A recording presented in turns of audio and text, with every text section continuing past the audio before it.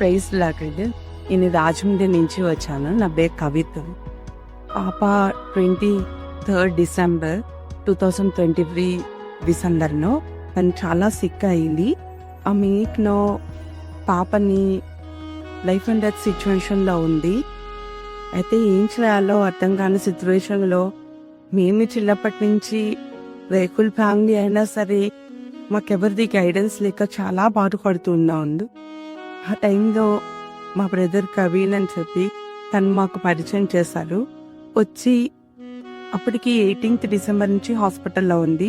28th డిసెంబర్లో తను వచ్చి మాకు పరిచయం చేసిన తర్వాత తను వచ్చి ఫస్ట్ మేము చెప్పిన వర్డ్ ఏంటంటే, ఇన్ని డేస్ నుంచి పాప హాస్పిటల్లో ఉంది, మేము ప్రేయర్ చేసుకోలేకపోతున్నాము, నిద్ర వచ్చేస్తుంది అని చెప్పాము.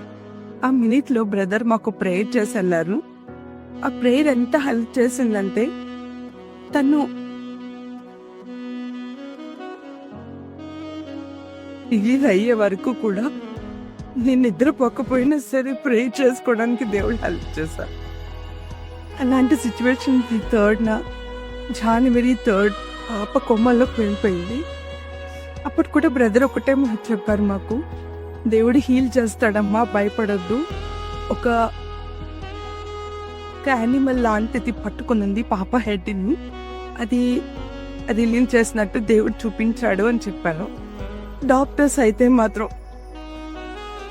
ఏ డాక్టర్ వచ్చినా సరే సిచ్యువేషన్ ఏం చేయలేని సిచ్యువేషన్ అని చెప్పాను మాకు. ఆ సిచ్యువేషన్స్లో అలాగే కంటిన్యూ అయ్యాము. January 15, 16 వచ్చేటప్పటికి పాపకి మళ్ళీ సెప్సిస్ అనే ఫీవర్ వచ్చింది.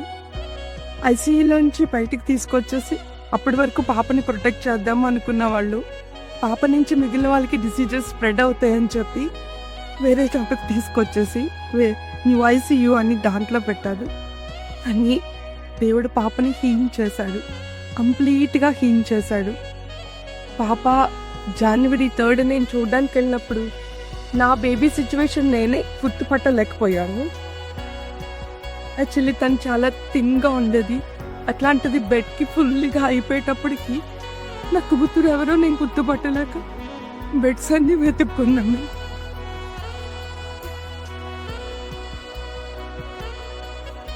అలాంటి సిచ్యువేషన్లో డాక్టర్స్ కూడా ఏమీ చేయలేమన్న సిచ్యువేషన్ దేవుడు విడుదలిస్తాడమ్మా, రక్షిస్తాడు, కాపాడుతాడు మీ బిడ్డనని చెప్తారు. యాక్చువల్లీ దేవుడు 30th డిసెంబర్లో బ్రదర్తో పాటు ప్రేయర్కి వెళ్ళాము. అప్పటికే పాప బీపీ కంట్రోల్లో లేదు, హార్ట్ బీట్ కంట్రోల్లో లేదు. ఆ టైంలో వెళ్తే ఒక్కటే దేవుడు పైకి వెళ్ళిపోతున్నట్టు చూపించాడు. ఇది చూపించాడండి అని చెప్తాను నేను బ్రదర్కి. ఏమాగుతా, దేవుడు రక్షిస్తాడు, ఒకటే మాట చెప్పాడు. ఆ గోడ్ పట్టుకుని అట్లాగే ప్రే చేశాము. February 2 పాప హాస్పిటల్ నుంచి డిశ్చార్జ్ క్షేమంగా వచ్చింది బయటికి. ఈ పాపేనండి ఆ పానస్సం.